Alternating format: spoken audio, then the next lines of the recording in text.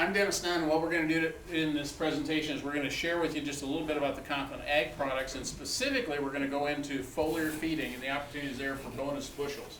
The Conklin AgroVantage system was developed by the Conklin company, and basically I tell people the three primary things that Conklin offers is, number one, some very unique products. We'll talk about some of those briefly. Number two, we offer some excellent training. We have a program called ProAg 1 that's a 2-day crop production intensive for how to take your yields to the next level on corn, soybeans, wheat, and alfalfa. And then we have a second program called ProAg 2, which is a soil science intensive for 2 days. The first program, ProAg 1, is offered about 30 times a year across the United States. The second program is offered once to twice a year. We also have a Plant Pro program, which is a 1-day program designed for high yields in fruits, vegetables, orchards, and that type of application. And that's a 1-day program. What we're going to talk about tonight is just very briefly the AgroVantage line, which underneath this AgroVantage umbrella, we really have a number of different products. They're manufactured by the Conklin company, but I'm going to talk about just a handful of them tonight. We have Amplify seed treatment, which is a key product. It's a seed germination aid. It's an energy source is what it is. Feast is an in-row starter pop-up fertilizer that can also be used in foliar applications. Guardian is our nitrogen fertilizer additive to add liquid nitrogen, liquid manure. It can be impregnated on a dry urea if you have the right kind of equipment for it.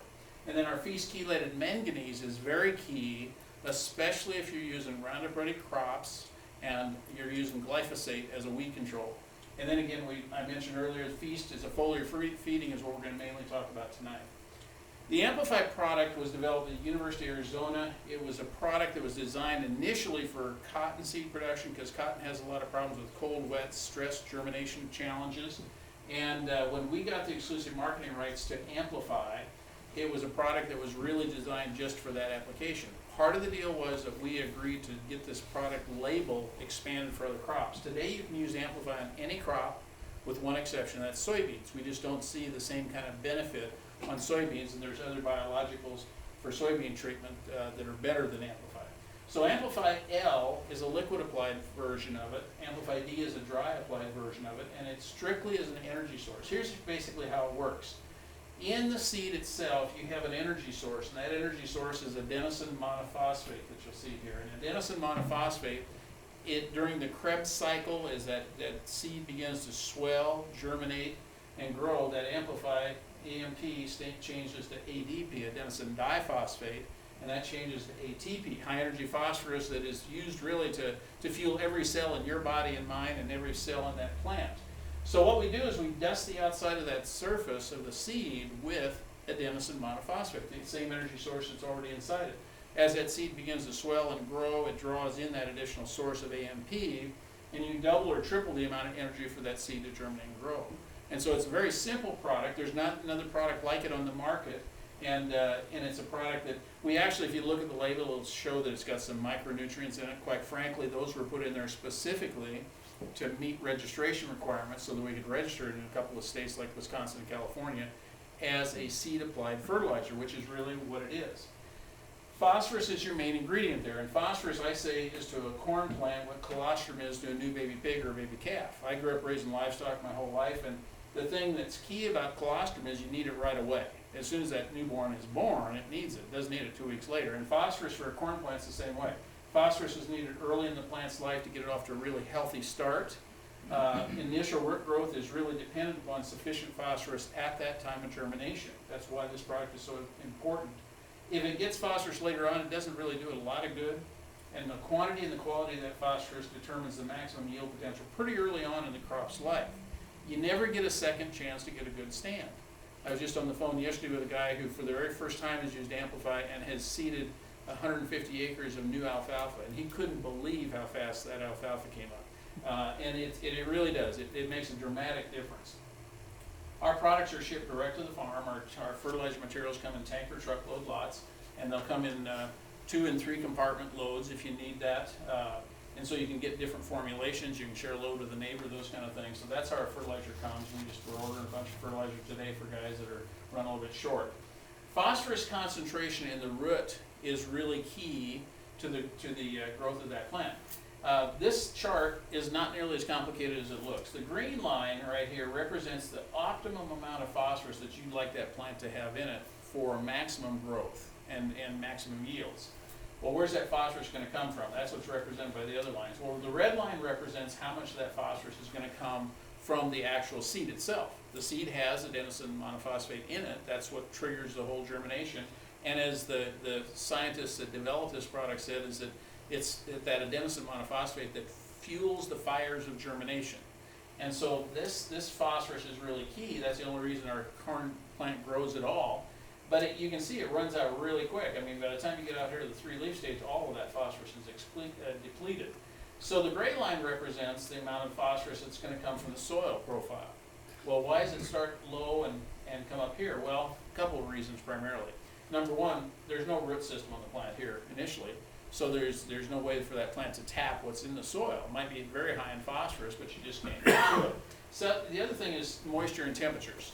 If you got very cold temperatures, then that's going to be a deterrent to that phosphorus being recoverable. So what we want to do is we want to somehow supplement this phosphorus to keep it above this green line. Well, that's where the blue comes in. And the blue is represented in our line by Amplify, which happens to be in the D form, blue in color. But also the in-row pop-up starter fertilizers really feed that crop with an additional source of not only phosphorus, but nitrogen and potash as well. So we're trying to supplement that corn plant, that baby corn plant, initially here until it can get out here where the soil can really feed it the way it needs to be fed. The Amplify will help that plant to overcome a lot of different stresses. Cold, wet soils, hot, dry soils, low seed lot vigor, herbicide carryover, insect pressure, compaction, seedling blight, all those types of things. The last thing we want to see is a corn plant coming up looking like this 3 or 4 days after this plant came up. Because if a plant comes up more than 24 hours after your initial corn plants are coming up, what you've got is another weed. Because all this plant's going to do is draw moisture and nutrients away from this corn plant that's going to throw a good ear, and it's going to actually reduce yield. Jerry Cox, who I've done a lot of meetings with, says that in his competition and his corn production overall, he wants to see all of his plants come up within 12 hours of each other. Well, there's a lot of things that go into that. It's not just energy to the seed. That's one factor. The other thing is, your planting speed, whether you've got good seed to soil contact, whether you've got uniformity of seed depth, all those kind of things are going to affect that. But Amplify gives that corn plant the additional energy it needs to get out of the ground. Amplify, typically you're looking at 3.25 to 580 is kind of the spread of cost, depending on, number one, your seeding rates. If you're seeding 40,000 plants per acre versus 28, it's going to be more expensive to use it, but you're spending a lot more on seed too. The 2.5 pound container, the blue powder, you would put on 1.5 ounces. Now I'll tell you that the label says 2 ounces per bag. I tell people that's too much. Start at 1.5 ounces. That's about 3/4 of a little scoop that they have in here per bushel of seed. You don't want excess. That's the only thing you can really do wrong with Amplify D is use too much, because it just settles out of the box and will cause problems. So don't use any more than you need to, but get it as thoroughly covered on the seed as you can. The Amplify L is a 1 pound container here, is a white kind of greenish powder that you mix in with 1 gallon to 1.5 gallons of water. Mixes better with warm water. And that 1 pound will treat 1,500 pounds of seed. And so what we're wanting to do is be able to get this product on the seed, whatever's easiest for you. I have guys that just love the Amplify L because they can do it 2 or 3 or 4 weeks ahead of time. It doesn't, no problem. The Amplify D, I've got guys that have switched back that they really like the Amplify D, and they mix whole totes of seed with that dry product too. So it's really a matter of preference. The effect of the product is going to be the same.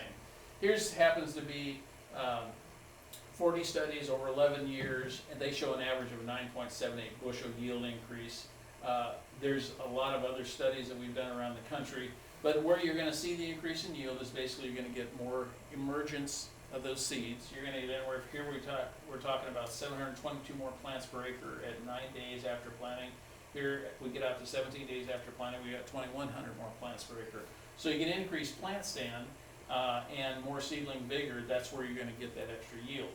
That particular field yielded an average of an 8.7 bushel per acre yield increase. And so it's really a nominal cost for the kind of payback that we get, but you can only spend so much. Now here's kind of that synergistic effect that we get when we use the Feast with our Amplify D. Here's a control. Now this was very, very dry conditions in southeast Nebraska. You can see at day 18 there was virtually no emergence except where they used the Amplify, but by day 22 we were up here somewhere close to 40% emergence. Where we used Feast in furrow, we were over 60% emergence.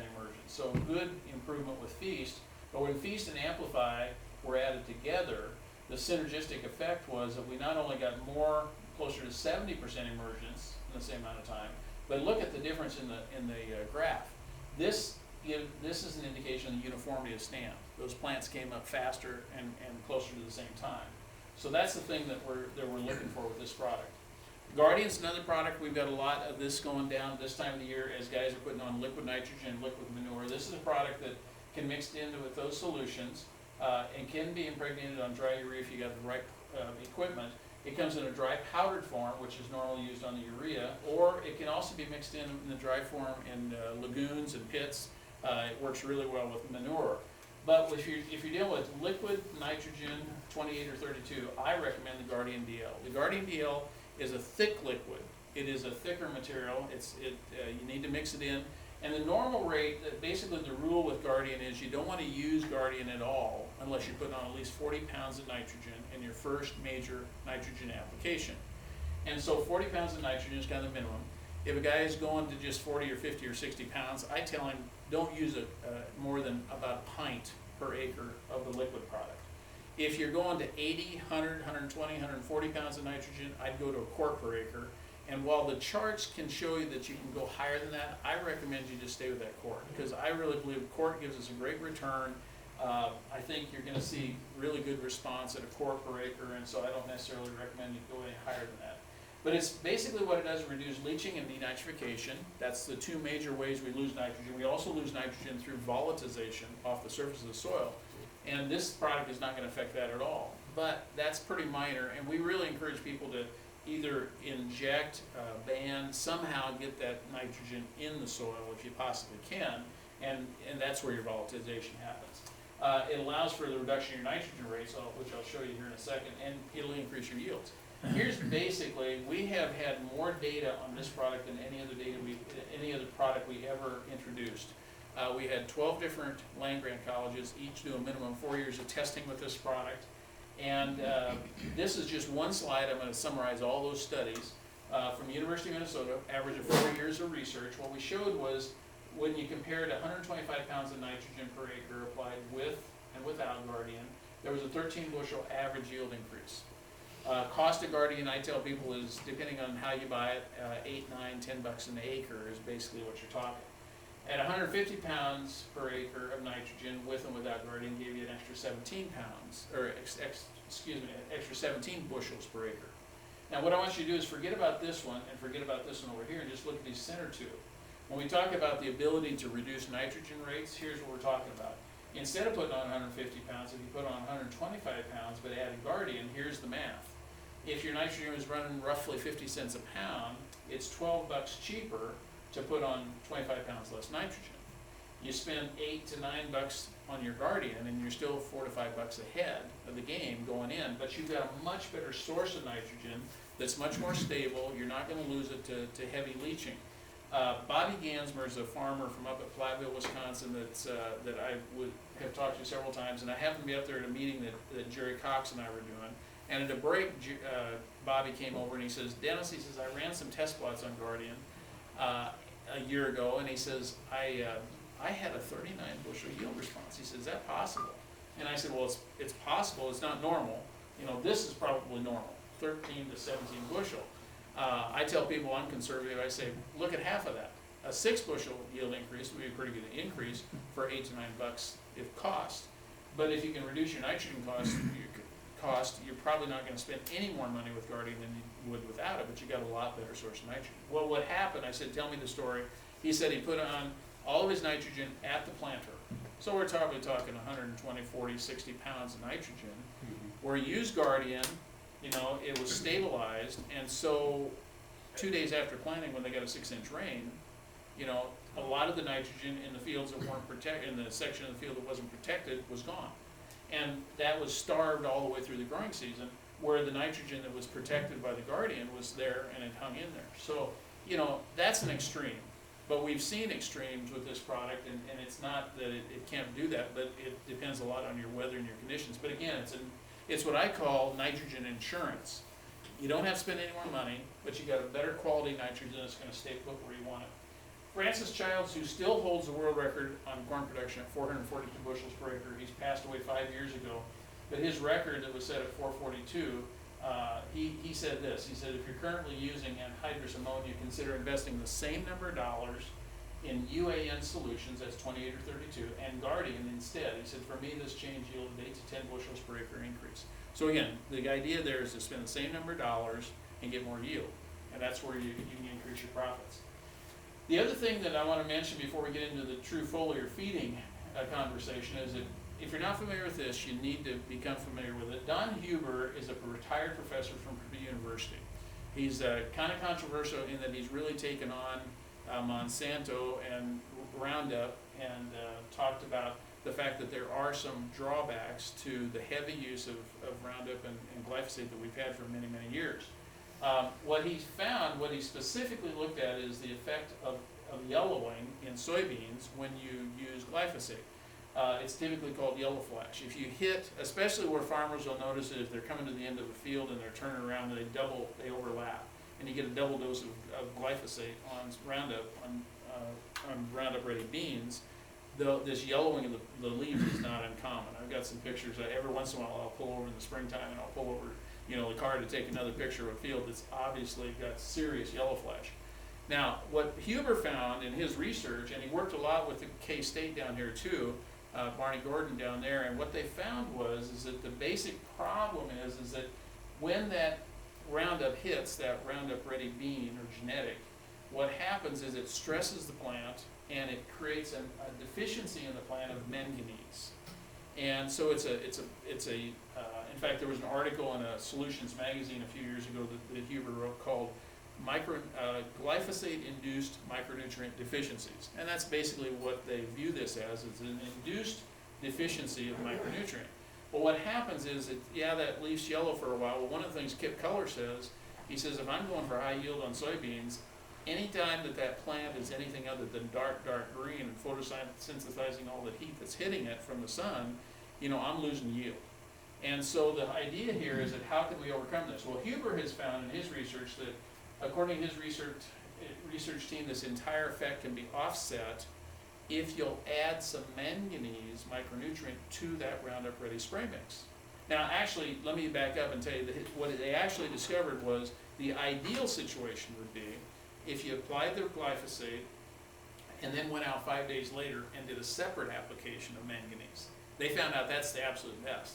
But the bottom line is it's just not practical for most farmers to be able to do that. So they went and looked at this as an alternative, and that is adding a chelated manganese directly to your tank solution of Roundup, so that when you go out to the field, it's already got the manganese that you're basically feeding to the plant foliar.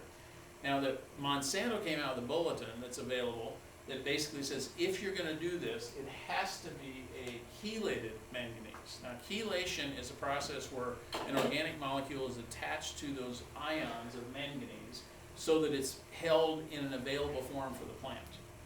It also means that not only is it held available for the plant, but it also means that it's not going to tie up with your glyphosate and screw up your weed control. And that's one of the main reasons that Monsanto sent out the bulletin is, okay, if you're going to use a manganese, make sure it's a fully chelated manganese. No fraction of that manganese should be unchelated, otherwise you have a potential for reducing your weed control. We don't want to do that. And so you can co-apply it at 1 pint per acre of our manganese for about $4. You can do that.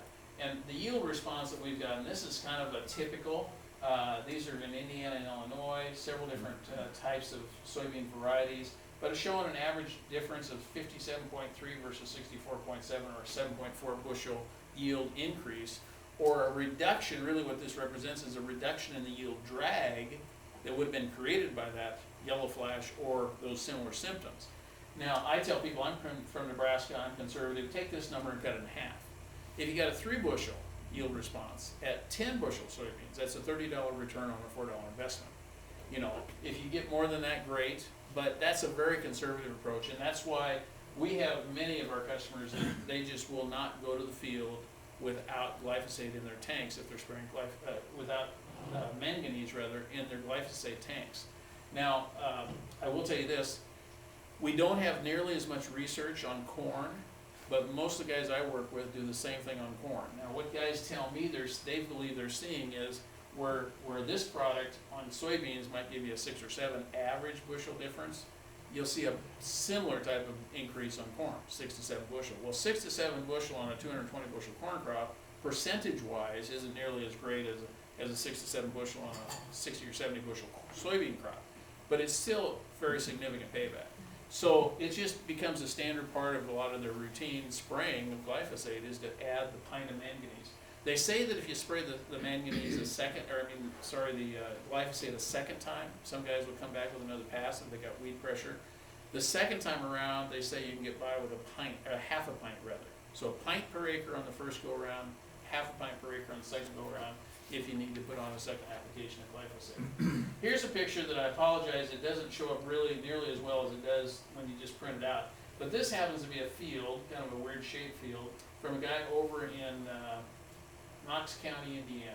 He had his name removed. He says, I don't mind sharing this information with you, but he says, I don't want to take a bunch of phone calls. He's a prominent soybean grower over there. But what he did was he mixed up his batch of glyphosate, and he went out to spray, and he added our manganese with it. He went around the field, and then he finished up over here, and then he ran out, and so he had to refill, and he refilled without manganese in the tank. And the rest of this field was done without manganese. The red, which you see here, are the lowest yielding areas of the field. The green, that you see predominantly on the outer sides, are the highest yielding areas. So again, it's a yield map that really shows you the effect of manganese on that Roundup Ready bean that's being sprayed with glyphosate. Jerry Cox and I have done a lot of meetings, and Jerry would tell you that his yield really took off. He really had a breakthrough year when he started foliar feeding his crops. And Jerry did it for some very specific reasons. He's a 21-time NCGA National Yield Champion in the National Corn Growers Association competition. And Jerry has been entering for many, many years. He actually had 2 national wins prior to ever using any of our products. He'd heard about our Amplify. He came to the Commodity Classic, where they hand out the National Corn Grower Awards every year. He came to the Commodity Classic, saw our product there, saw the Amplify specifically. He was interested in trying that. Got home though, that program is typically held right around the end of February, 1st of March. And he got home, and he's in southern Missouri, so they were about ready to start planting. And he just got busy, and he didn't order any Amplify and didn't try any. That year, his yield competition entries missed a national award by 1 bushel an acre. Now you got to understand, the national yield competition is funded a lot by the big seed corn companies. Okay, they push it. They have a cash award if you're a national winner in any category. A national winner, you get a $10,000 check, and you get 3 or 4 couples. You can take to the Commodity Classic, all expenses paid.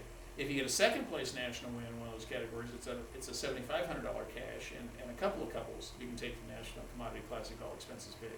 If you get 3rd place in the national level, it's a $5,000 cash check, and you and your wife or another person can go to the Commodity Classic free of charge. That's basically what funds and why a lot of these guys are interested. And that's one of the reasons too why you'll see multiple entries under similar names. You'll see Cox Grain Farm, you'll see Matthew Cox, you'll see Jerry Cox, you'll see Jane Cox, you'll see different. He'll enter multiple times, and he's won as many as 4 national titles in a given year. So that's how he's gotten to 21 national wins. But what Jerry says is the year he started foliar feeding, a couple of very significant things happened. Is that he had 4 wins that year. Second of all, it was the first time he ever went over a 250 bushel in his yields. It took him 10 years to break through. He got really, really close, and it took him 10 years to break that 250 bushel yield barrier. And Jerry always reminds me, he says, anytime you reach a yield barrier, you found there's some other limiting factor. You got to find out what that limiting factor is, and then you'll be able to go to the next level. There's really no limits to it, I don't think, but he uses fish fertilizers made specifically for seed placement or foliar applications without burn. So he uses this product and has been since 11 or 12 years ago now. He sprays late in the day when he's foliar feeding. He uses high pressures. He says you want at least 75 pounds of pressure. You never spray above 86 degrees Fahrenheit. He says 70 degrees Fahrenheit at 70% relative humidity would be ideal. Combined temperature humidity index should be between 140 and 160. Well, temperature and humidity index 70 to 70 would be 140. So that's ideally the conditions. You don't want to go out there late in the day, hot weather. You know, you want to be careful, but there's also specific times that you want to be doing the specific application. This is a chart, and this is one of the things that we provide and we cover significantly at the ProAg 1 program. It was developed by Dennis Damon at CropMax. And what Dennis shows here is that here's the growth pattern of a corn plant. What you see here on the left-hand side is the vegetative stage. This is when the plant's laying down its vegetative foundation, establishing its plant health. And then over here you've got the reproductive. Think of this as puberty in that corn plant. This is when the pollination is taking place. So what we've got here is they go through by here's V3, and a V3, I'll show you a V3 plant in a second here, but it's basically when you've got 3 collared leaves on that plant. Typically the corn's about a foot tall. And during that V3 to V5 stage is when we want to hit it with the first foliar feeding. So the first thing we do is back here between the V1 and V2, we take some samples of that corn plant and we send them into the lab to see, is there anything deficient in there? What we want to do is we want to detect any hidden hunger in that plant. Most guys will never do a tissue sample on a plant unless they see something that indicates there's a problem, sickness or whatever. What these guys do when they want to take their yields to the next level, they analyze a healthy looking plant to see what might be hidden. So Jerry says, no matter how often I put my proper amount of micronutrients, especially zinc in furrow and boron 2x2, never put boron in furrow, but he puts those on 2x2 with some nitrogen and some 1034O. But he says he always shows up short in the tissue samples for zinc and boron. So what he does then is he comes in here at this first foliar feeding and he uses 3 to 5 gallons of 318-18 or 918-9. Those are our 2 primary formulations. And he'll put it on between this V3 and V5. Earlier in this phase, the better. You don't want to run out of it because this is basically Dennis Damon says the last thing we want you to do is add your name to the long list of people who said I tried foliar feeding and it didn't work. And he says the reason it doesn't work is if you use the wrong product in the wrong way at the wrong time. He says if you miss this, he says save your money, save your time. Don't apply it because you're not going to get much of a bang here. Wait till V8. Okay, the significance here is that at V8, we're at V3 to V5. What we're determining is the girth of the ear. That plant's saying I got plenty of nutrients. I'm gonna have a big cob. And then we get over here to the V8, and now we're determining the length of the ear, how many silks it's going to throw, and how long that ear is going to be. And so those are the 2 main reasons why those are the critical factors. You could do a tissue sample up here at the time of pollination, but I don't believe it's probably really good money spent. It might be interesting to know, but the bottom line is the vegetative stage, the foundation of that plant has already been laid. Especially for micronutrients, here's the place you're going to be at the most bang for your buck in terms of micronutrient application. Now you get over here, this is the last application potential, and this is the white blister or the brown silk stage. So those kernels are already forming on the cob, and now we step in with a product called Feast XL. It's a 2600.5 boron that is a nitrogen fertilizer that's non-burning. Now this is going to have to be applied probably with an airplane because we want direct contact with the leaf surface. We don't want to fertigate it. We don't want to put it through a pivot. That's not going to give us the benefit of what this particular material can do.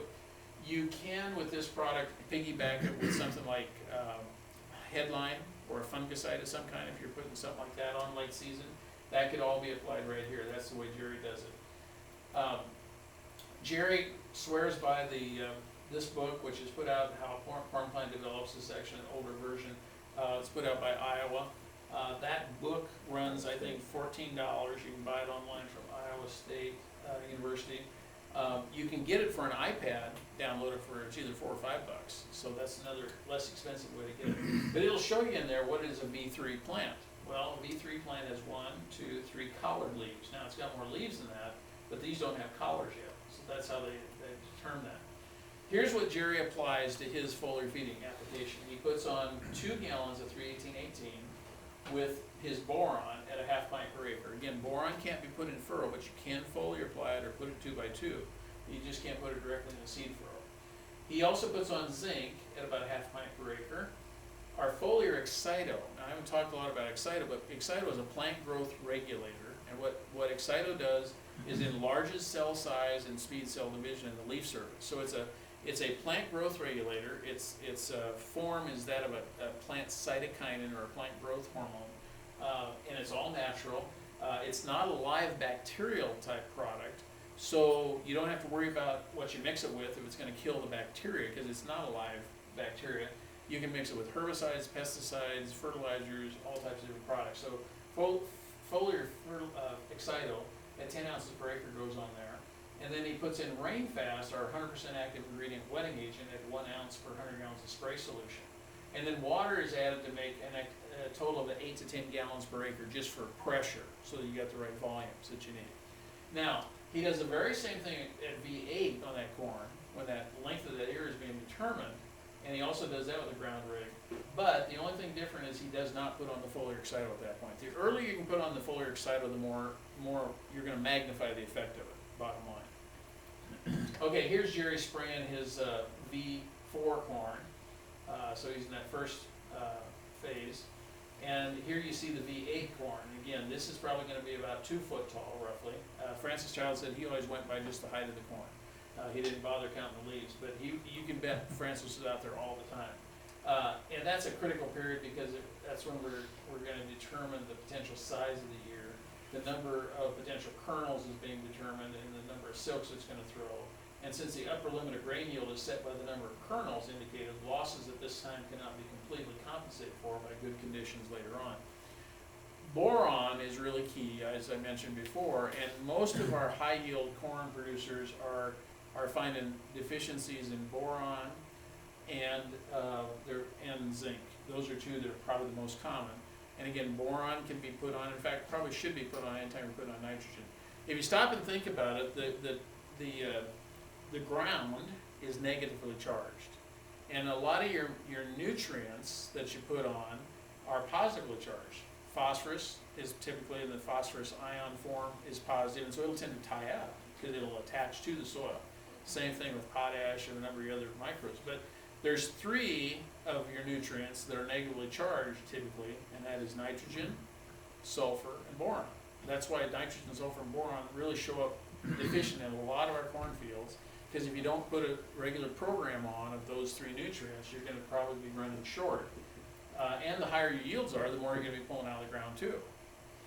Foliar feeding, here he is at the V8 stage of that corn plant, again a couple foot tall. And now here we are at that V13 to 14. This is when we're in that brown silk stage. So we've already taken care of pollination has already taken place. And we've got actually these little bitty kernels, white blister stages on the ears.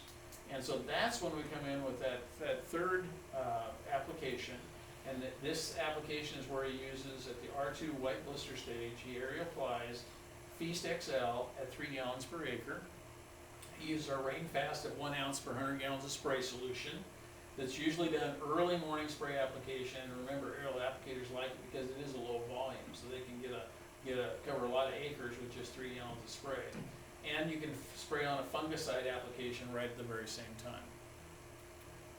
Okay, here's the soybean, and I'm not going to go through all the details of it, but here's the soybean chart, similarly, for determining when you should foliar feed soybeans. We've actually found, over the years, we've actually recommended less in-furrow fertilizer with soybeans. They seem to respond to a gallon or 2 in furrow, but then what we do is we'll tend to suggest 2 to 3 gallons as a foliar later on, or even, as we shared before, in a piggyback application with your herbicide, glyphosate or whatever. And that seems to give us a better yield response. Here's the chart for wheat. And wheat has a number of places where our products can be used. Right now, as we're going to the fields and people are planting, corn and soybeans and milo, this is also a great time to be doing some foliar applications on wheat, because if you got a good stand of wheat, get in there before the flag leaf is visible. You can use Guardian with any nitrogen you put on, but again, you want to be putting on over 40 pounds for Guardian to really pay. We have found some really great results using Amplify as a seed treatment on wheat. We've also got another new seed treatment that works on wheat or corn called Magnify LAI, liquid applied inoculant. It's a live bacterial that helps develop more nitrogen in the root zone.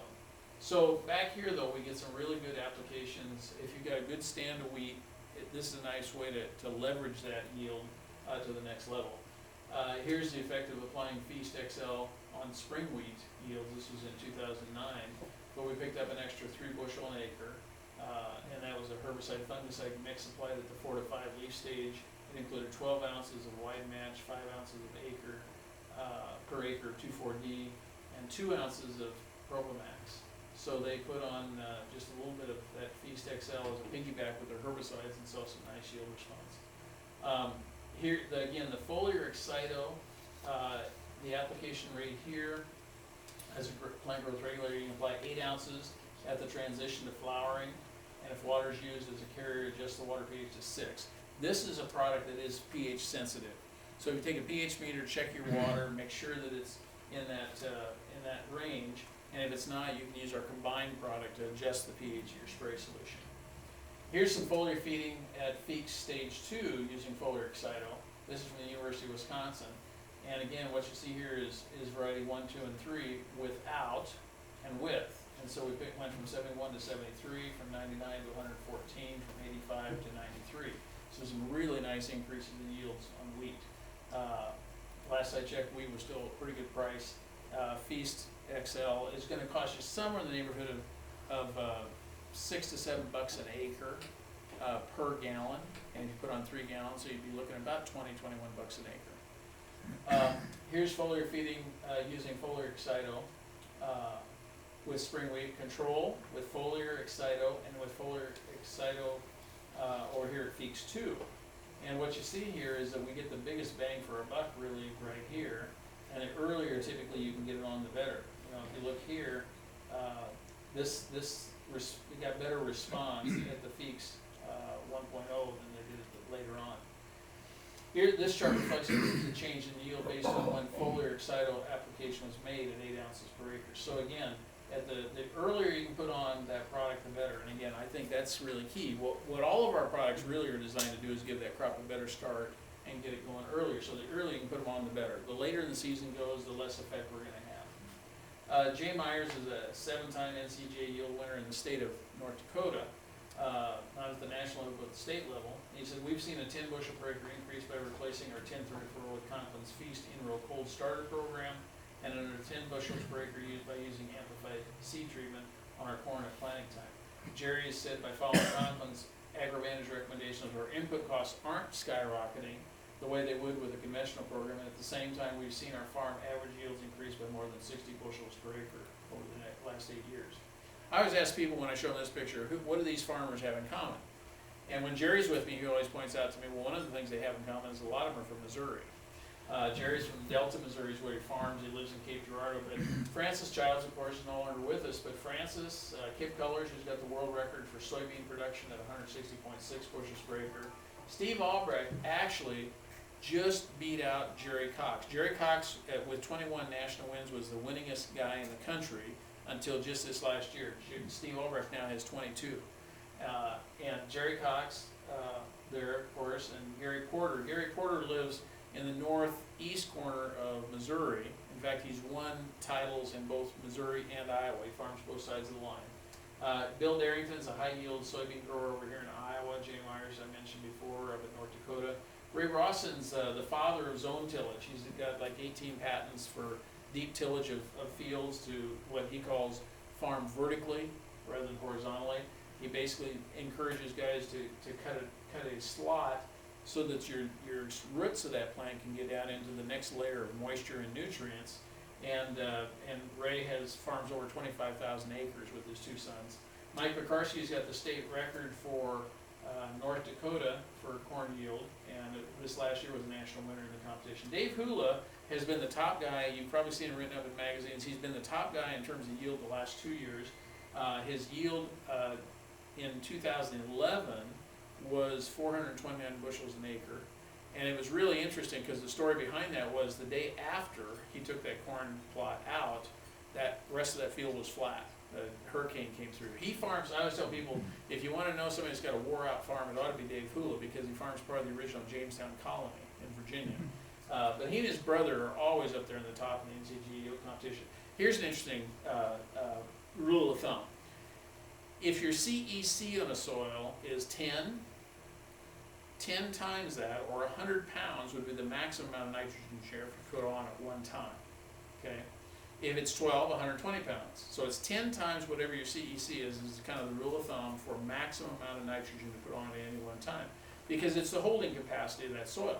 It'd be like me trying to pour 20 ounces of, a cold beverage into a 16-ounce cup. It's just going to flow out. Nitrogen will do the same thing. His soil, where he grew that 429 bushel yield, has a CEC of 5. So 50 pounds is the most he can put on. Now, I guarantee you he spoon-fed it. It's a very light soil. He says as long as we feed it, he says it'll grow.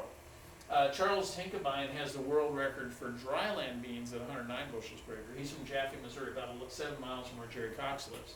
But what I tell people these people have in common is they all have what I call the gift of dissatisfaction.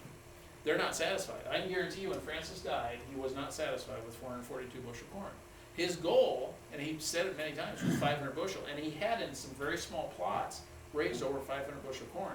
To get an official verified yield, you've got to have at least 10 acres of one variety planted on the same day, and then then you can figure out where you want to start taking your check.